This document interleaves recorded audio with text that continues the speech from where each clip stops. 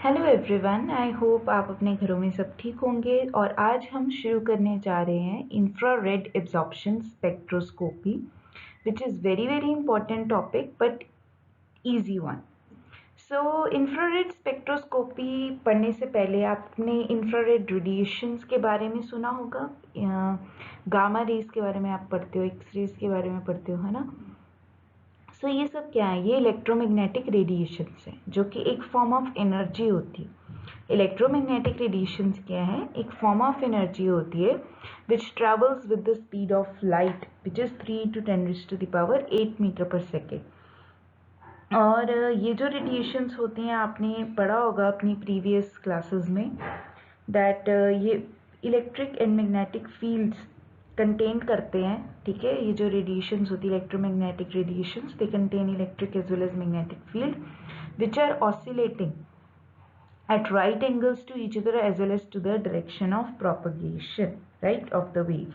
ये चीज़ आपने पढ़ रखी है, ठीक है।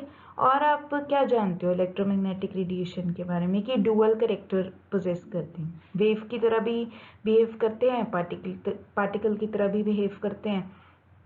फिर इनकी एनर्जी क्वांटाइज्ड होती है, ठीक है।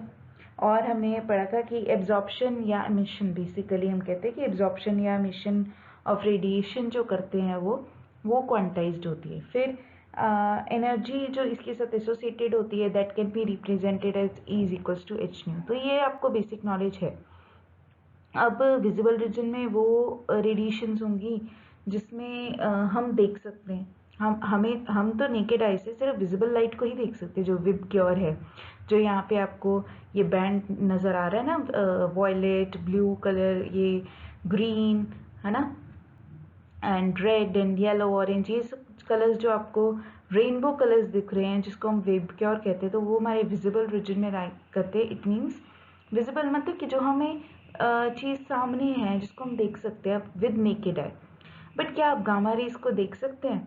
आप नेकेड आई से नहीं, एक्स रेज को नहीं, क्योंकि उनकी वेवलेंथ और फ्रीक्वेंसी उस हिसाब से। आपको पता है कि गामा रेज की जो वेवलेंथ है, ये देख रहे हैं डायग्राम से ही क्लियर हो रहा है कि वेवलेंथ उनकी कम है और फ्रीक्वेंसी उतनी ही ज़्यादा है। आप देखो गामा रेज की वेवलेंथ है 0.0001 नैनोमीटर। Nanometre is 10⁻⁻9 metre. और जैसे जैसे गामा रेज से हम मूव कर रहे हैं टुवर्ड्स एक्स रेज, ये हो गया 0.01 नैनोमीटर। फिर आप देखो यूवी पे चला गया 10 नैनोमीटर। आपको पता है विजिबल होता है 400 to 800 नैनोमीटर तक। और इंफ्रारेड में आ जाओ तो यहाँ पे 1000 नैनोमीटर से, अब ये देखो 0.01, यहाँ पे कॉमा नहीं है, पॉइंट है, 0.01 सेंटीमीटर तक चला गया। And so on. आप देखो रेडियो वेव्स तक देखो, तो रेडियो वेव्स में जो आपकी ये रेडार हो गया, टीवी, एफएम रेडियो, ये सब जो इनसे निकलने वाली वेव्स या रेडिएशन है वो इससे रिलेटेड है। तो as we move from gamma rays to radio waves, तो क्या हो रहा है ये देखो। आप जैसे जैसे गामा वेव रेज से पहले ना कॉस्मिक रेज भी आती, जैसे जैसे आप गामा रेज से इधर बढ़ रहे हो रेडियो वेव्स की तरह, तो आपको क्या देखने को मिलता है? आप देखते हो लॉन्ग वेवलेंथ, ठीक है, वेवलेंथ बढ़ती जा रही है। अब वेवलेंथ, अब आपको पता है फ्रीक्वेंसी इज व्हाट, c/λ।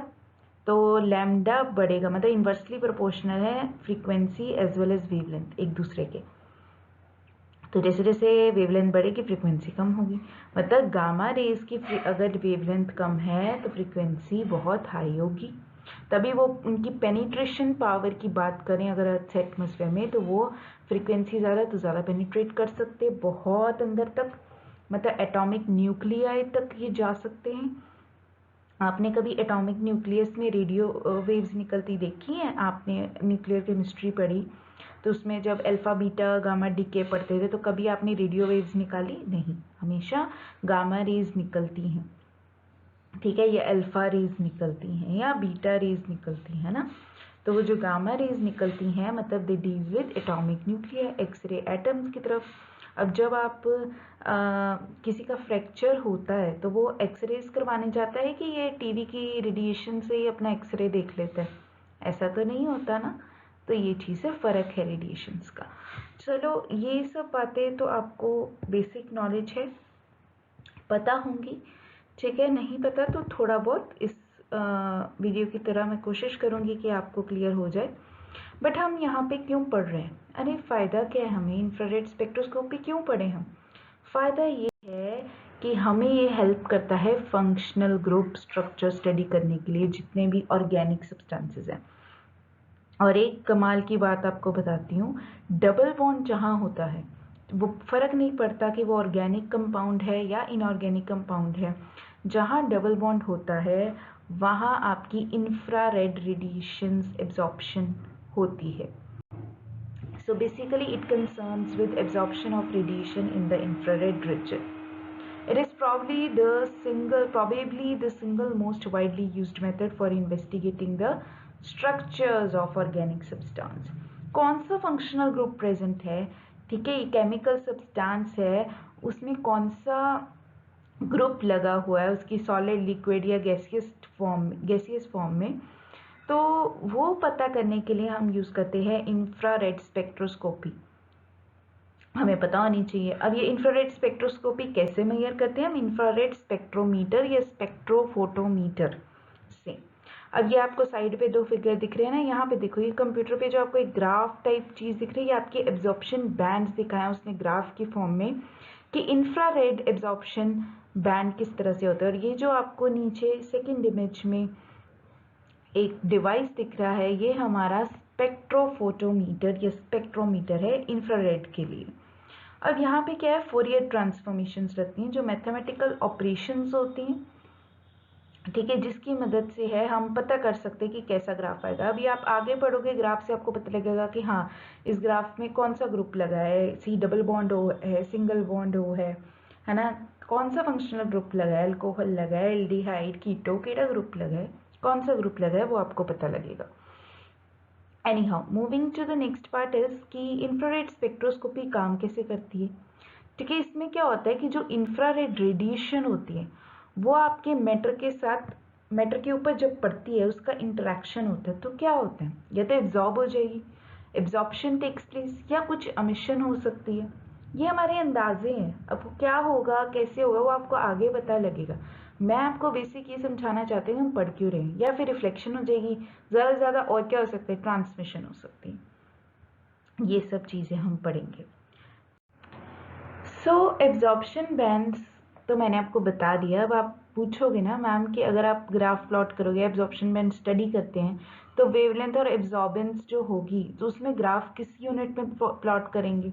तो वेवलेंथ यूजुअली हम लेते हैं इन माइक्रोमीटर आपकी बुक में, और वेव नंबर लेते हैं हम सेंटीमीटर इनवर्स में, ठीक है। और बैंड इंटेंसिटी होती है, उसको दो टर्म्स में एक्सप्रेस किया हुआ है, एब्जॉर्बेंस और ट्रांसमिटेंस में, जिसका रिलेशन होता है A is equals to log 1/t, जहाँ पे T आपका ट्रांसमिटेंस है, यहाँ पे T आना है, और ये एब्जॉर्बेंस है। और ध्यान देने वाली बात ये है कि इंटेंसिटी जो होती है दैट इज किसकी, एब्जॉर्प्शन बैंड की, that is directly proportional to polarity. मतलब कि जितना ज़्यादा पोलर मॉलिक्यूल होगा उसकी इंटेंसिटी ऑफ एब्जॉर्प्शन बैंड उतनी ही ज़्यादा होगी। फॉर एग्जांपल मैं बताती हूँ, जैसे कि आप देखो, आपका H2 मॉलिक्यूल की बात करते हैं, दोनों ही सेम HH के मॉलिक्यूल है ना, तो क्या ही इसमें ज़्यादा इलेक्ट्रोनेगेटिव, क्या ही कम नेगेटिव, दोनों ही सेम एटम का मॉलिक्यूल बना है, तो डाइपोल मोमेंट कितनी होगी, 0। अब आते हैं कार्बन और ऑक्सीजन की। ये आपका इलेक्ट्रोनेगेटिविटी का चार्ट है। कार्बन की होती है 2.5 इलेक्ट्रोनेगेटिविटी, ऑक्सीजन की 3.5, यहाँ पे कॉमा नहीं, पॉइंट है। तो ज़रा डिफरेंस लो इलेक्ट्रोनेगेटिविटीज का, कार्बन और ऑक्सीजन क्या है, ये 2.5 3.5 डिफरेंस लेंगे, 1 है, 0.5 से ज़्यादा डिफरेंस आ रहा है, मतलब ऑक्सीजन, और अगर आप वैसे वैल्यूज देखो तो oxygen is more electronegative than carbon, ठीक है। तो इट मीन्स ये पोलर मॉलिक्यूल है, तो इसकी ज़्यादा पोलैरिटी, तो ज़्यादा इसमें क्या होगा, इंटेंसिटी ऑफ एब्जॉर्प्शन बैंड। बाकी हम करेंगे नेक्स्ट वीडियो में। Thank you, please like, share and subscribe.